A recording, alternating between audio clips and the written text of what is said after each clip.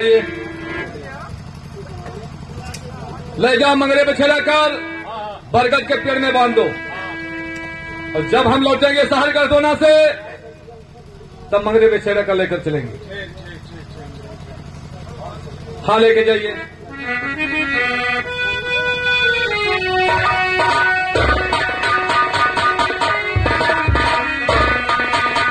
चमनलाल बहुत दिन से चलते चलते हार गए यार। कितना दिन से चलते हैं रास्ता, तो इसलिए इस फुलवारी में मन कहता आराम कर लें यार। बहुत सही है सही जगह नहीं? बहुत सही जगह है। तो लगा दीजिए कुछ बिस्तर उस्तर यार हो तो।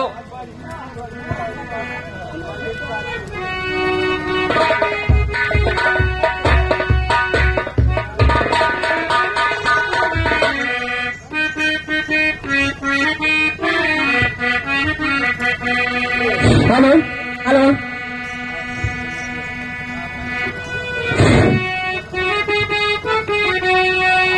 हेलो हेलो हेलो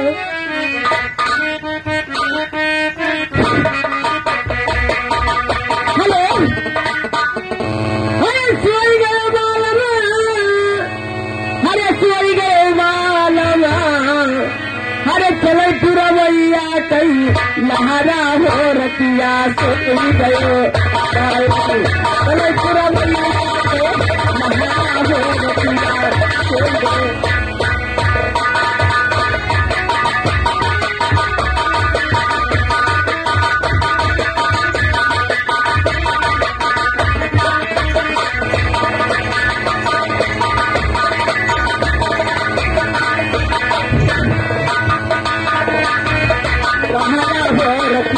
सोई गए बालन चलो पुरवैया कई महरा हो रतिया सोई गए बालन।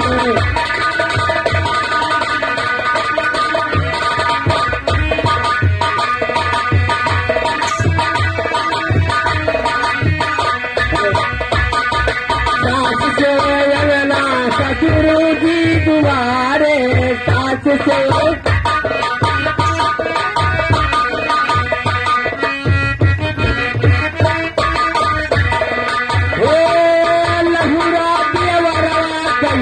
महरा हो रतिया सोई गए बालन चलो पुरवैया कई महरा हो रतिया सोई गए बालन।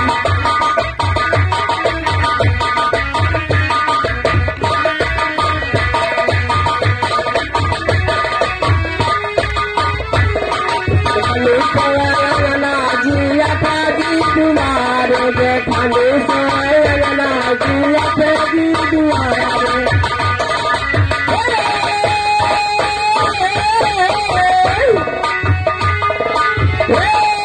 लहुरी नालिया कई पहरा में रतिया सो गए बालन चले पुरवैया कई महरा हो रतिया सो गए बालन।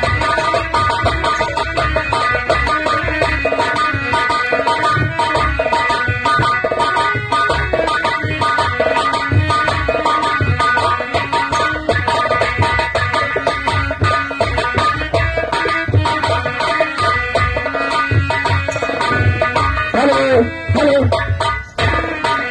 चमनलाल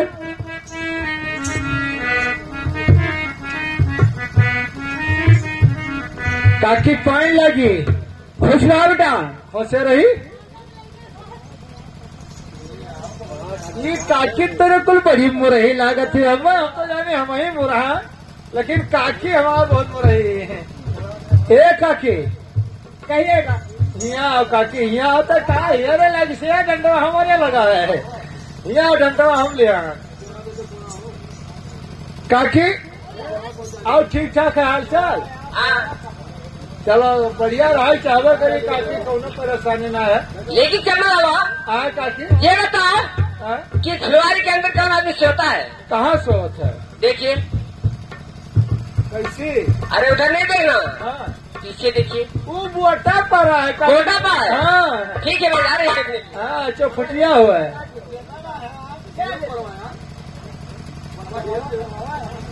काकी वो चौफुटी मोटा हुआ है। अच्छा, हाँ पीछे में भी जा रहे हैं देखने के लिए। देखो काकी क्या देखो। लेकिन ये बताइए कि वृक्षा का क्या है? ये वृक्षा कोई सूखा तो नहीं है? नहीं कौन सूखा ना है, मोटा हुआ, लेकिन हमारा खुंथा है, देखो का न पकड़ो न टूट गए। कौन से टूट जाएगा? पहले तो खुंथा है वो कहा वो बता मैंने कहना हिलावत रहन काकी वो का तो ठंड लागता बजते रहे।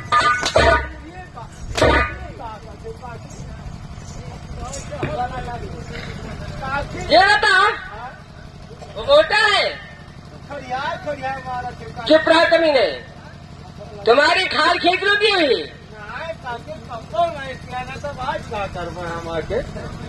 तो काकी लागत आपको मजाक कर। ये बताइए, वो आदमी सो रहा है फुलवारी में, और जाके उसे जगाइए, जगा के फुलवारी के बाहर कर दो। जगह का है। हाँ,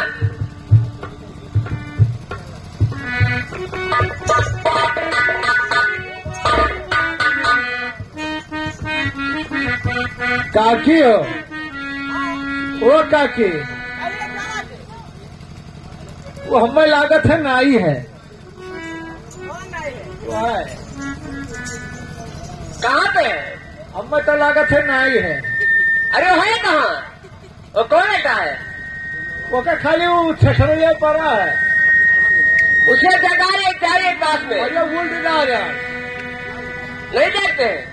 नाई जागा था खुंथवे टूट रहा नाई जाग। अरे हराम जादे, हाँ काकी तुम नहीं जगा पाए?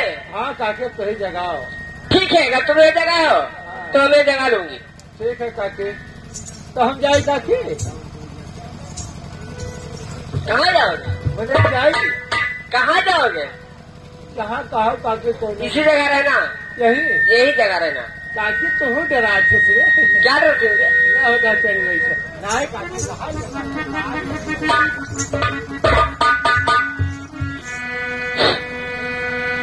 हर कामों में लगरिया गया रगिया।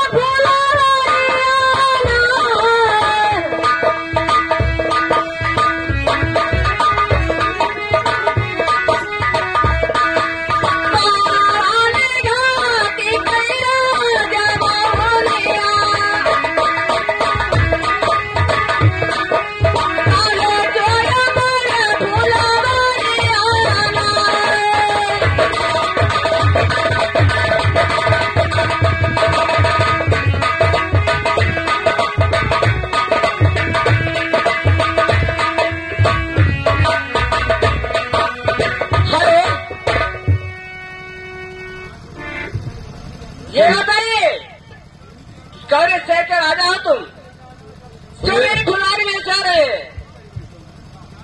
सुनिए, बोलिएगा, मैं सुनती हूँ। हर काना ही बातिया दरबारी गावेरी निया। और क्या?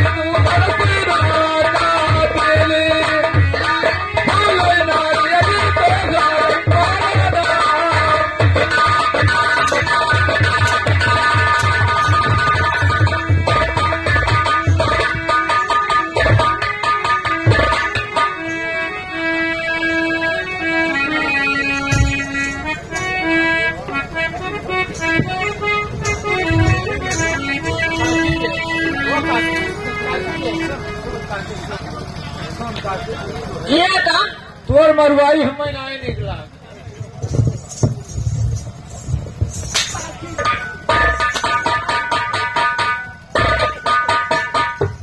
उठे उठे मत बेटे, उठे उठिए उठिए उठे नहीं।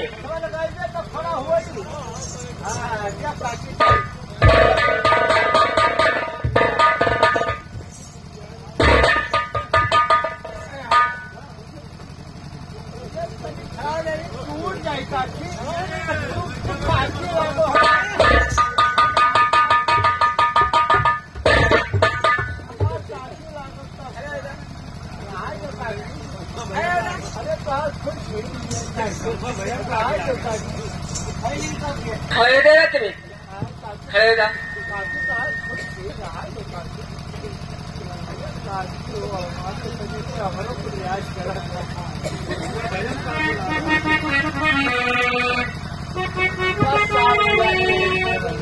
जमलाल अगर बात कभी नहीं करेगा नाई काकी, तो तुम्हारी मैं खाद खींच लूंगी।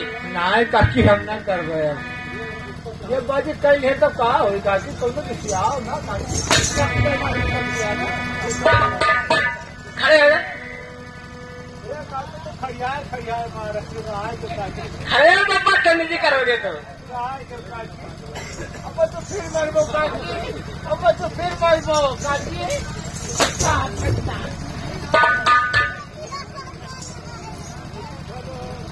बदतमीजी करोगे ना।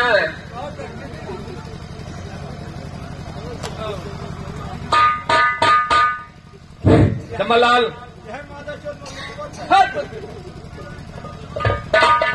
हरे कमाना का है मेरी सिरा का दिल।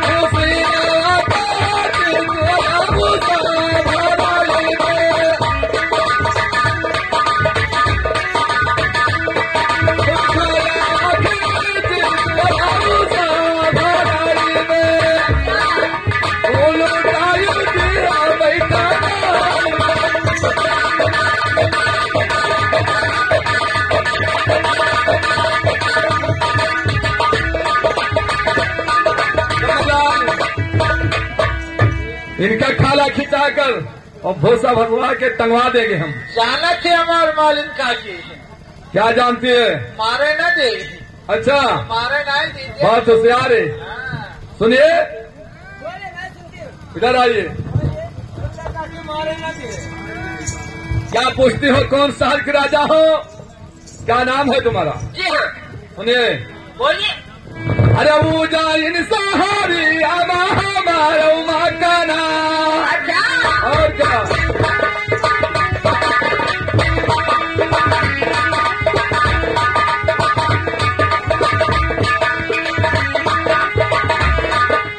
उजाइन सहारी आमा हमारा मकाना। उजाइन भाई जाली बासाना।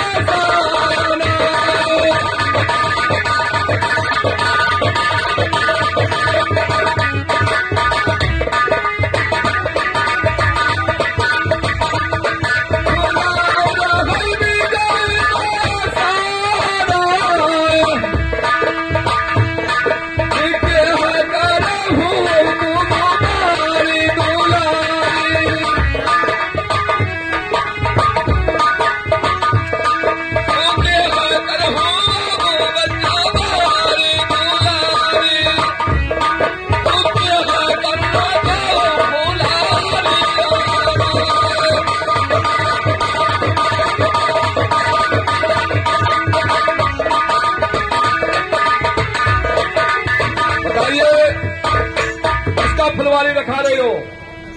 आप भी पूछना चाहते हैं ना? और क्या? अवश्य बताऊँ। बताइए। सुना, हर राजा बावनी के हुई मालिनिया।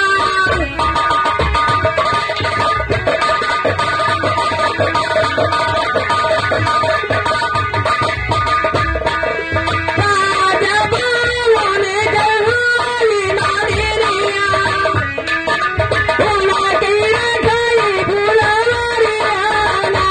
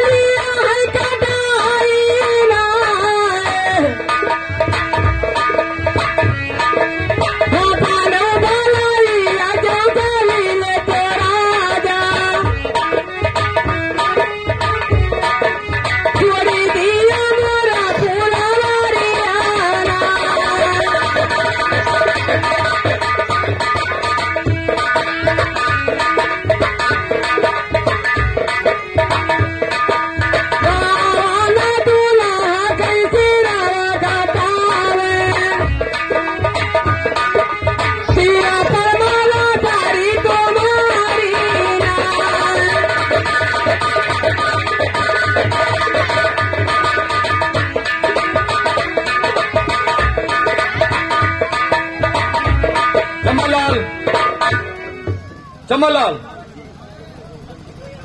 चमनलाल, कहाँ चले जा? तो दरबार छोड़कर। ये राजा बाहुनी के नौकर, मालिन राजा बाहुनी का है। हाँ, और ये कहा थी घमंड कितना राजा बाहुनी के ऊपर किया है।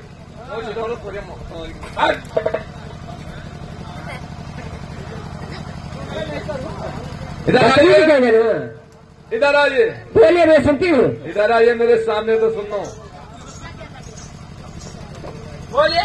क्या कहा? राजा बावनी का नौकर मालिन हो तुम, जी हाँ। उन्हीं का फुलवारी दिखा रहे हो। हाँ? बहुत घटिया राजा का नाम न लिया। क्या है? और क्या? अरे कुछ भलाई चाहिए तो ऐसे चले जाइए। सुनिए मेरी बात को। बोलिए। राजा इंसान सा कहा वो राजा से,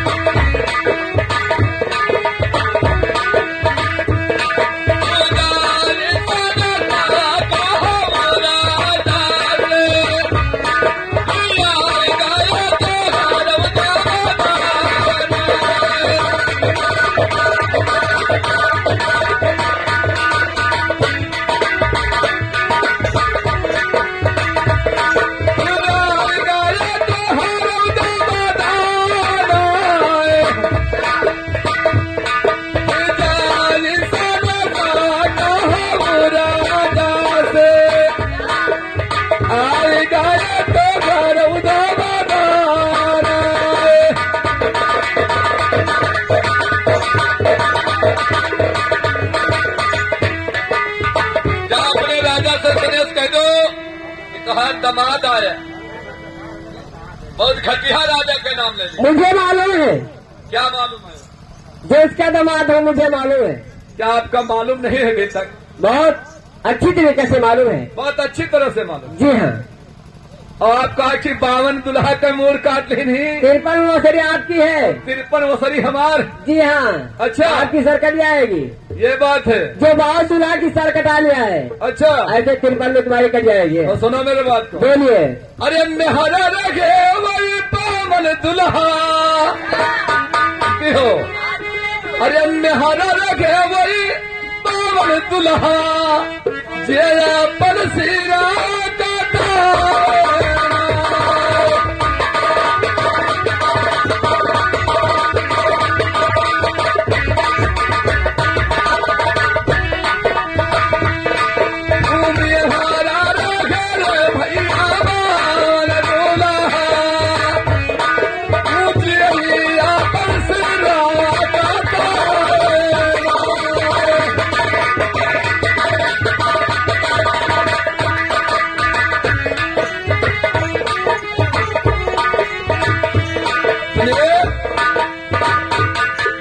निहरा रहे जो अपन बेदी मूड कटाई चला गया। अच्छा।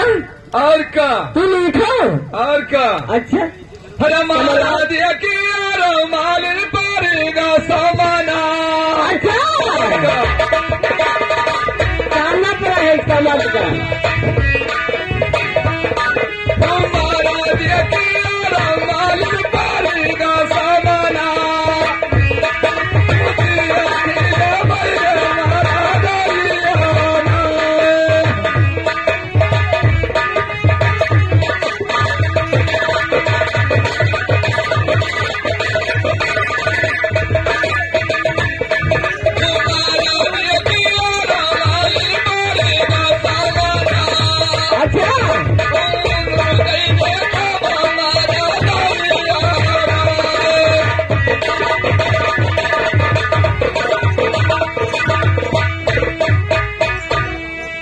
बोलिए। जाओ अपने महाराज से कह दो अच्छा। कि तुम्हार दामाद आया है और एक मुलाकात कराएं। जाओ बता दो। अरे 52 दुल्हा का मूल काटने 53 वसरी हमार है। अरे चम्बल लाल मर्द सामना पड़ा है। अरे राहा से ब्याह बादैया राजा कई कारीना।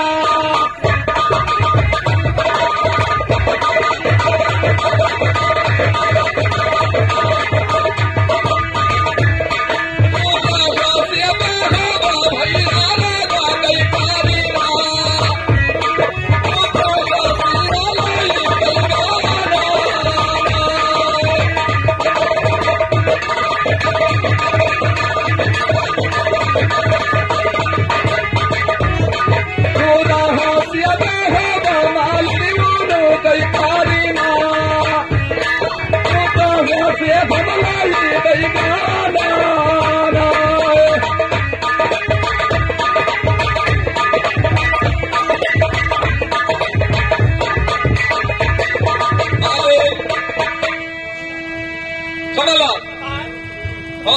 बहुत नहीं नहीं असलहा देखा होते न बदतमीजी मत करो। नहीं कबो नहीं के हाथ नहीं छे वो कैसन राजा बाउनी है हाँ। कि भादव परवानाधीन ही हाँ। कमल ले जाए। हाँ। हम भादव गौन आना आए चलो लेकर चला जाए। और ये जाए मालिन अपने राजा से बता दी हाँ हाँ और का और जितना ताकत हो उतना वो लगा दी। और का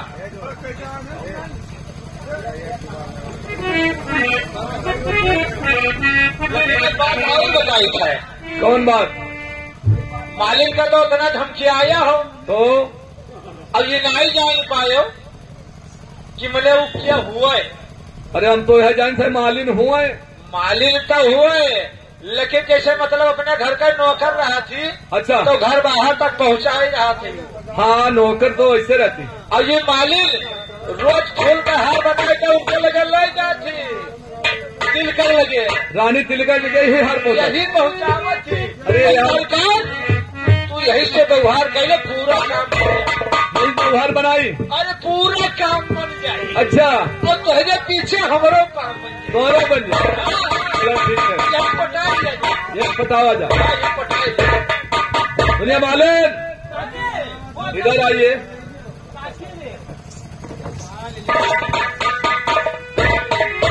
मालिन तू राजा बावनी का मालिन है। अरे यार कोई गलती होगा तो माफ करना मेरे बात को। अरे कैसे मैं कुछ कह गए हो आपको तो माफ कर देना। बोलिए मैं आपसे कुछ बात करेंगे। एक दो चार सुनिए बोलिए। हर तीन आई दिना बीत गया मालिन।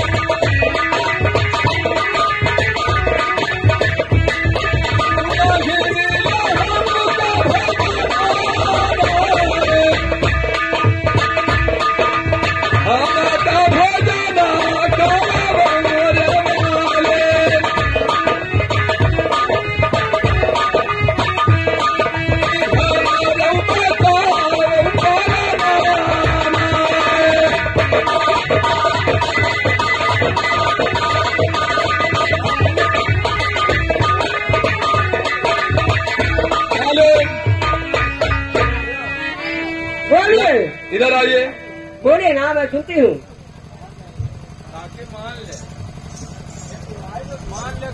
बोलिए।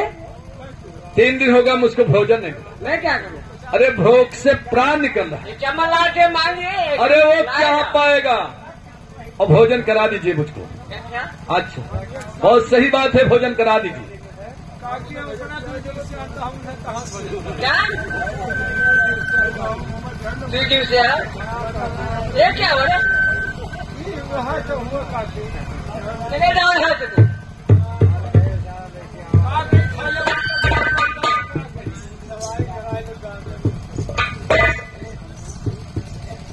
ये क्या हुआ?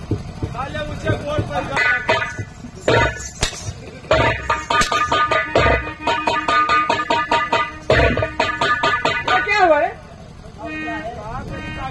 घास काट रहे हैं। अब खाले मुझे गोड़ पड़ गया हमारे चमलाल, यहाँ से मेरे नजर से हटिए तुम, चले जाओ। दोनों दवाई बताई तो ठीक है कि मैं दवा बता दूंगी। मालिन बोलिए। टाइम मत करो भूख बहुत जो लगा। भूख लगा इसलिए भोजन करा दो। और क्या चमलाल कितना धमकी दे रहे थे, ये वो पहाड़ के नीचे आ गया। सुनो जब भूख लग जाता है तो किसी के द्वार पर ठीक है जाना जा। चमलाल ये मजबूरी सुना रहे हैं ना, इसको भोजन करा दो। हाँ करा दीजिए। हर भूखे आपा तो हरे गले में घोड़ा।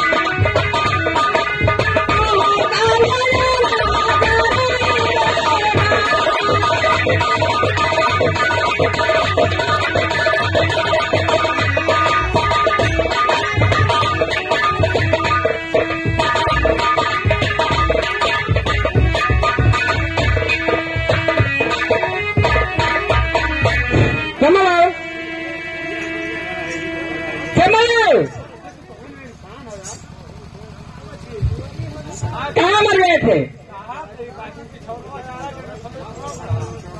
40 किलो भोजन लेकर आइए।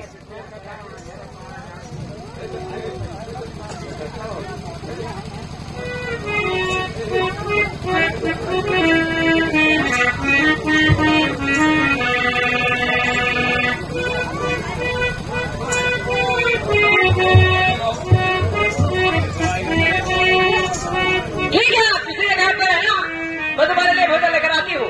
तो टाइम मत करो, ठीक है, क्योंकि किसी जगह भूख पर से है। बिल्कुल प्राण जा रहा। ठीक है, मैं जा रही हूँ।